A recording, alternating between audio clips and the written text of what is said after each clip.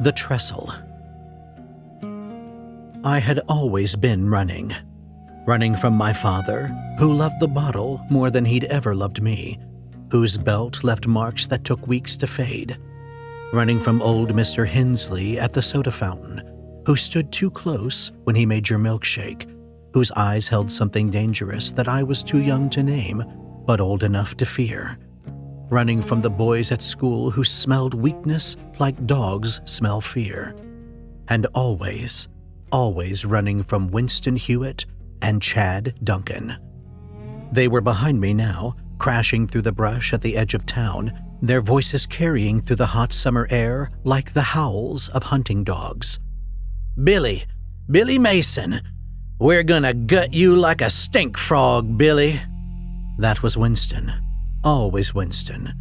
Chad was mean, but Winston was something else, something broken in a way that couldn't be fixed, something that enjoyed the breaking of others the way normal boys enjoyed baseball or fishing.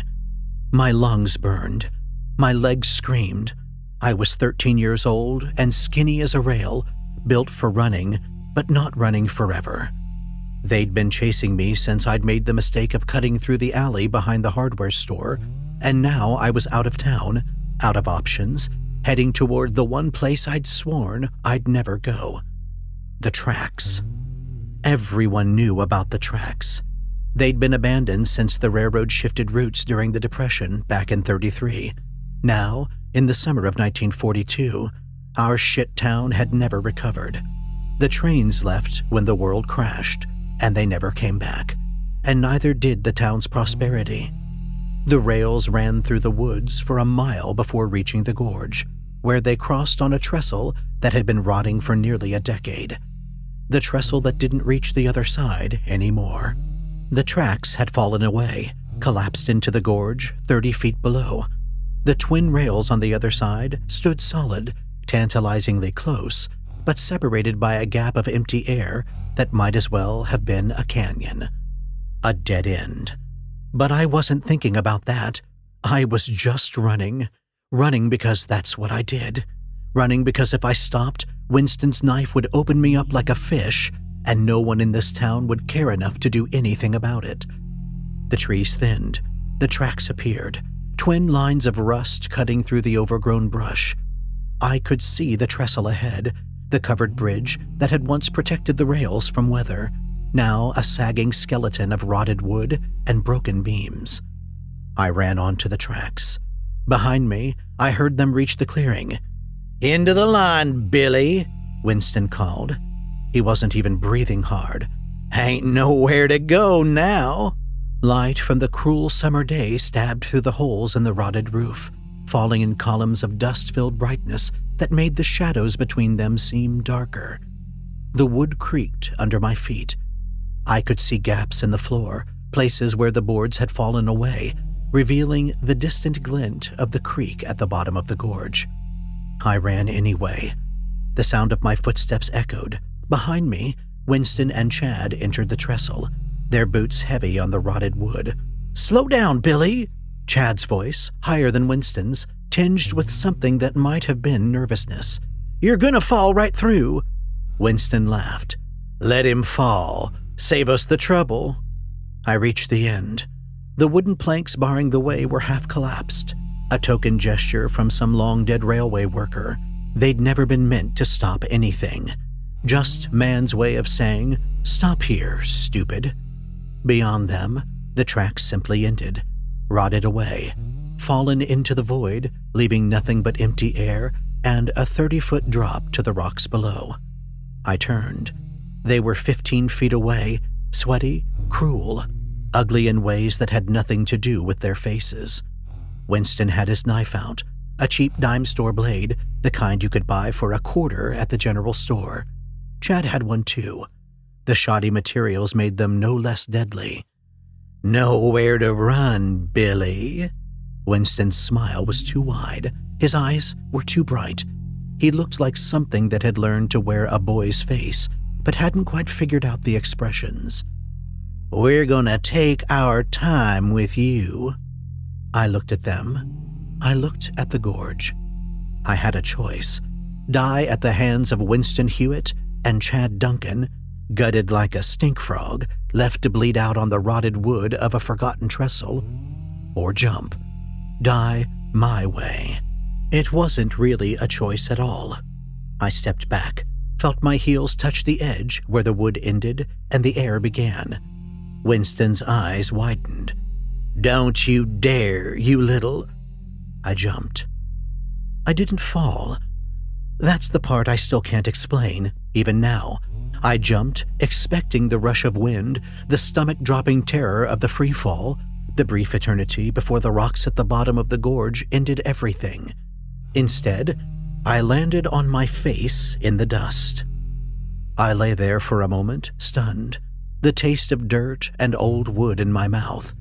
Then I pushed myself up and looked around. I was still on the tracks, but the trestle was behind me now, or ahead of me, I couldn't tell. The rails stretched out in both directions, solid and unbroken, as if they'd never rotted, never fallen, never ended. I turned back toward where I'd jumped from. Winston and Chad were there. I could see them, standing at the edge where the tracks ended, looking out at the empty air where I should have been falling. They were arguing, pointing, searching the gorge below for a body they'd never find. They couldn't see me. I was maybe 10 feet away from them, standing on tracks that shouldn't exist, and they were looking right through me, like a one-way mirror, like I'd stepped into something adjacent to the world I knew, something that ran parallel, but separate. "Where the hell did he go?" Chad's voice sounded far away, muffled, like he was speaking through water. "He must have grabbed onto something, climbed down." Winston leaned over the edge, searching. "Find him. He couldn't have gotten far." I watched them for a long time, watched them search the gorge, the woods, the trestle itself, watched them finally give up, cursing, and disappear back the way they'd come. Then I turned and looked at where the tracks led. It was the town, my town, but somehow wrong, flatter, quieter. The colors were muted, like an old photograph, and the sky was the gray-white of overcast, even though it had been blazing blue when I jumped. A mirror image. I started walking.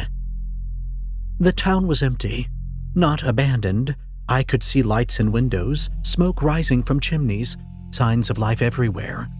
But the streets were deserted.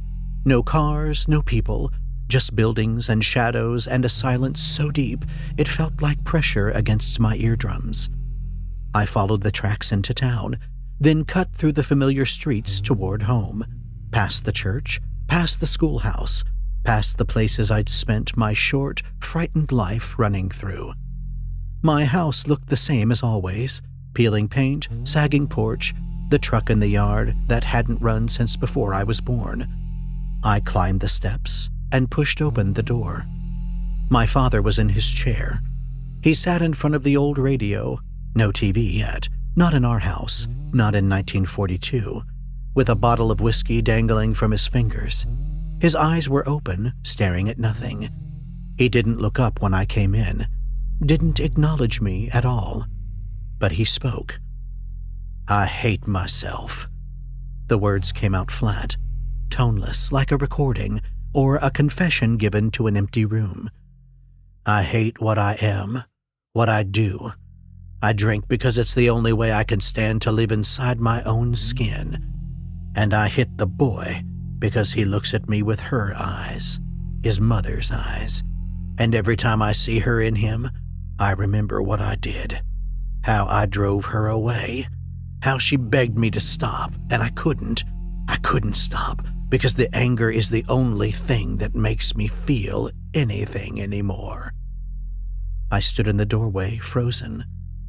I know what I'm doing is wrong. I know I'm destroying him, but I can't stop. I'm too weak to stop. And I hate myself for that most of all. He fell silent. The bottle trembled in his hand. He still didn't look at me. I wasn't sure he could.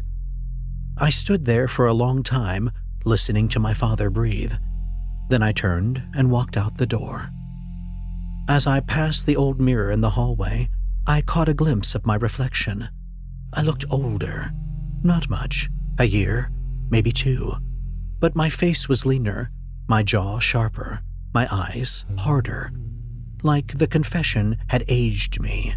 Like I'd absorbed something from my father's words, and it had changed me. I kept walking. The soda fountain was open. The same brass fixtures, the same red leather stools, the same long counter where Mr. Hensley had served ice cream and sodas to the children of this town for as long as anyone could remember. I pushed through the door, and the little bell above it didn't ring. Mr. Hensley was behind the counter. He didn't look up when I entered, just kept wiping the same glass with the same rag over and over, in a motion that seemed endless. "What can I get you, son?" The words were automatic, mechanical, like a phonograph playing a well-worn groove. I sat down at the counter. "A chocolate soda." He made it without looking at me. The motions were precise, practiced, the hands of a man who had done this 1,000 times. He set the glass in front of me, still didn't meet my eyes. "I have the sickness," he said. I didn't respond, just waited. "I can't seem to stop. I've tried. God knows I've tried. But there's something wrong with me, something broken. And I look at them, the children, and I know it's wrong. I know what I am, and I know what I want to do is monstrous. But I can't stop." His voice cracked. A tear slid down his cheek, fell onto the counter. "I pray every night for God to take it away, to make me normal. But he doesn't answer. He never answers, and I hate him for that almost as much as I hate myself." I took a sip of the soda. It tasted like nothing, like the memory of chocolate, the ghost of sweetness. I left without a word. In the shop window, my reflection showed a man in his early 20s, taller, broader. The boy I'd been was fading, replaced by something harder. I found Chad Duncan sitting on the steps of the old church. He looked the same as he had on the tracks, sweaty, mean-eyed, the cheap knife still tucked into his belt. But here, in this place, he seemed smaller somehow, less certain. "You came," he said, like he'd been waiting for me. I sat down beside him. "Tell me." He told me. He told me about his father dying in the mill accident when he was 9, about his mother taking up with a man who used his fists more than his words, about the day Winston Hewitt found him crying behind the schoolhouse and offered him a choice: run with me or be run down like the rest. "I follow him because it keeps him from hurting me," Chad said. "That's all. That's the only reason. He likes having someone to boss around, someone to show off for. And as long as I'm useful, I'm safe."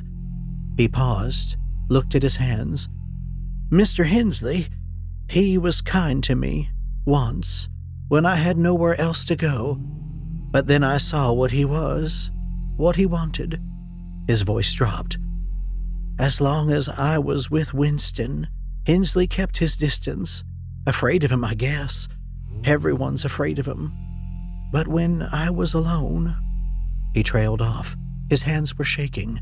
"Hensley would find you," I finished. Chad nodded, couldn't meet my eyes. "He'll kill somebody someday. I know he will. Maybe me. Maybe some poor kid who can't run fast enough. But as long as it's not today, I'll keep following him. Because I'm a coward. Because I'm too scared to be anything else." I stood up. In the reflection of the church window, I was older still, 30 maybe, the lines of my face deepening into something I didn't recognize. One more confession. I found Winston Hewitt in the town square. He was sitting on the edge of the old fountain, the one that hadn't worked in years, tossing his knife into the air and catching it over and over. Flip, catch. Flip, catch. The blade glinted in the gray non-light of this shadow world. He looked up when I approached, and he saw me. Not through me, not past me. He looked directly at me. his eyes meeting mine, and a smile spread across his face. "Billy Mason." He said the name like a curse, like a promise. "I knew you'd find me." I stopped a few feet away. "You're the only one who can see me." "Course I can." He stood up, pocketing the knife. "You and me, we're the same. We're what we are, and we don't pretend to be anything else. Your daddy, old Hensley, even Chad, they lie to themselves, tell themselves they don't have a choice. But you and me, we know the truth." "What truth?" Winston's smile widened, too wide, his head cocked to the side at an angle that didn't look quite human. "I hurt people because I like it," he said, "because watching them suffer makes me feel alive, because there's something inside me that feeds on fear, and I stopped trying to starve it a long time ago." He took a step closer. "I'm gonna kill you, Billy. Maybe not today, maybe not tomorrow, but someday I'll find you wherever you go, whatever you become, and I'll gut you like a stink frog and watch you bleed out, and I'll enjoy every second of it." Another step. "I'll kill anybody who doesn't give me what I want, anyone who gets in my way. I'll hurt people until someone finally puts me down, and even then, I'll die smiling, because this is who I am. This is what I'm for." He was inches away now. I could smell him, sweat and dirt, and something underneath, something rotten. "You wanted a confession, Billy. There it is. I'm a monster, and I don't care." He went silent. His smile stayed fixed, frozen, that terrible, too wide grin. I looked at him for a long moment. Then I turned and walked away. In every window I passed, my reflection showed a man in his prime. Tall, strong, face weathered by years I hadn't lived. Eyes that had seen things no child should see. I walked back to the trestle, back to the edge where the tracks ended, and I stepped through. The world came back in a rush of color and sound. I was on the tracks again, the real tracks, the rotted ones, on the side I'd jumped from. The sun was setting, painting the sky in shades of orange and red, and the woods were alive with the sounds of insects and birds. I looked down at myself. My clothes didn't fit. The shirt was too tight across my shoulders. The pants ended inches above my ankles. I was wearing a boy's clothes on a man's body. I walked home. The house was dark, not just dim, dark in the way places get when no one's lived in them for a long time. The windows were grimy. The porch had rotted through in places. Leaves had piled up against the front door, months of them, maybe years. I pushed inside.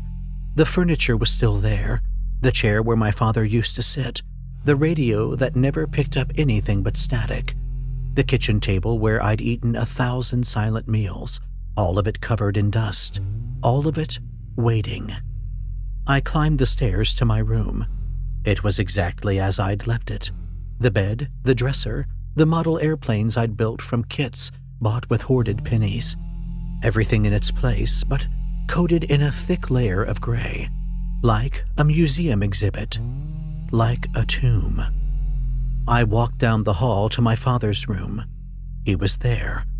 In the bed, under the covers that hadn't been changed in years, an old man now, frail, wasted, skin like paper stretched over bone. His eyes were open, clouded with cataracts, staring at the ceiling. He didn't recognize me when I sat down beside him. "Who's there?" His voice was a whisper, a rattle. "It's me," I said. "Billy." "Billy's gone." A tear slid down his weathered cheek. "Billy ran away years ago, never came back. They looked for him, but they never found him. He ran away because of me, because I was a monster." I took his hand. It felt like holding a bundle of sticks. "I know why you were the way you were," I said. "I heard you. I heard everything." He turned his head toward my voice. Those milky eyes couldn't see me, but something in him knew, something recognized. "I forgive you," I said. "In the best way I can. I forgive you." He was silent for a long moment. Then a sound escaped him. Half sob, half sigh. His hand tightened on mine just for a second. I stayed until he fell asleep. Then I stood up, went to his closet, and found clothes that fit. Old work clothes, denim and flannel, worn soft by years of use. I put them on. They fit me like they'd been made for me. I walked downstairs and out the front door without looking back. The soda fountain was boarded up. I stood in front of it, studying the plywood nailed over the windows, the faded signs, the general air of something that had died and been left to rot. A newspaper was taped to the glass of the front door, yellowed by sun and age. I stepped closer, read the headline.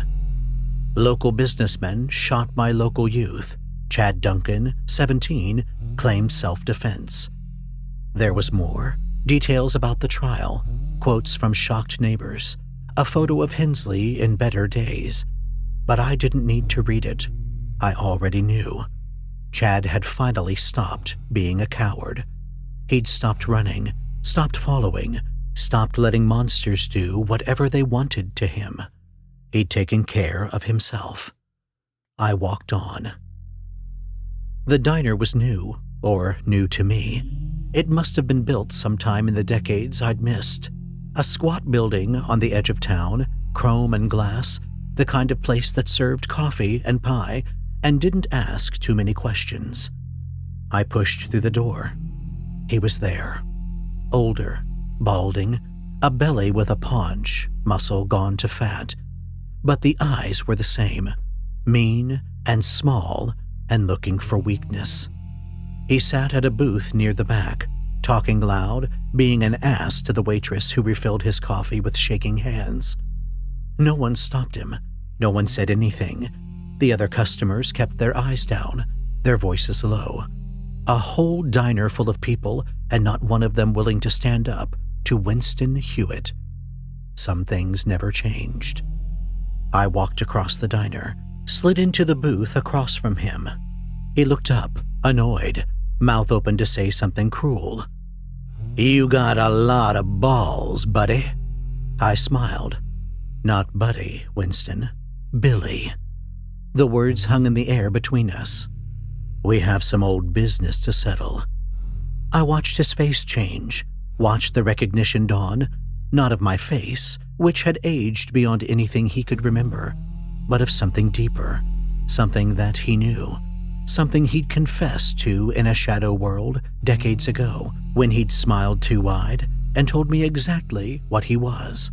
"That's impossible," he whispered. "You're dead. You jumped. They never found me because I wasn't there to find." I paused.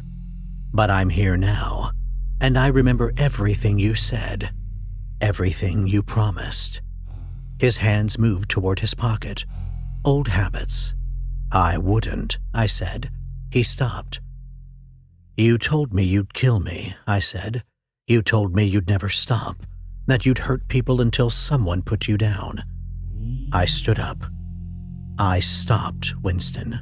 I went somewhere else for a while, and now I'm back."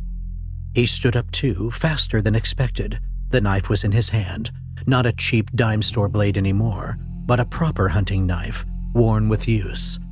"I don't know who the hell you are," he snarled, "but you're gonna regret." He lunged. Winston Hewitt never left the diner. The way the people there told it, and they all told it differently, a stranger came in that evening, sat down across from Winston like he knew him. They exchanged words, then Winston attacked, the way Winston always attacked, and the stranger defended himself. Some say the stranger was a tall white man, broad-shouldered, with hands like sledgehammers. Others said he was a short Latino, quick and quiet, moving like water. Some had him at barely 18, just a kid really. Others swore he was pushing 60. Blonde hair, brown hair, mustache, clean-shaven. Every witness had a different description, and none of them matched. But they all agreed on one thing. When it was over, when Winston Hewitt lay still on the linoleum floor and the sirens were wailing in the distance, the stranger stood up, straightened his clothes, looked around the diner at all the people who'd been too afraid to stop Winston for years, and walked out. He walked through town without hurrying, past the boarded-up soda fountain, past the house where an old man was dying in his sleep, past the church where a coward had confessed his cowardice. He walked to the edge of town, to where the old tracks ran into the woods. He walked toward the Trestle, and somewhere between the diner and the trees, the stranger disappeared. Billy Mason, the boy who came home, was gone. Maybe he crossed over again into that shadow world where people confess their truths and time moves differently. Maybe he just kept walking, out of town, out of the county, out of the state, into a new life that had nothing to do with the scared boy who jumped off a bridge in 1942. Or maybe he's still out there, watching, waiting, for the next boy who runs until there's nowhere left to run, for the next predator who needs to be put down. Some say if you walk the old tracks at sunset, if you go all the way to the trestle and stand at the edge where the rail ends, you can hear him. Not words, just a presence, a feeling of being watched by something that knows what you are, what you've done, what you're capable of. And if you're running from something, if you're prey, hunted and desperate and out of options, they say the tracks will take you somewhere safe. But if you're a predator, if you're the one doing the hunting, well, they say Billy Mason is always hungry, and he's been waiting a long, long time.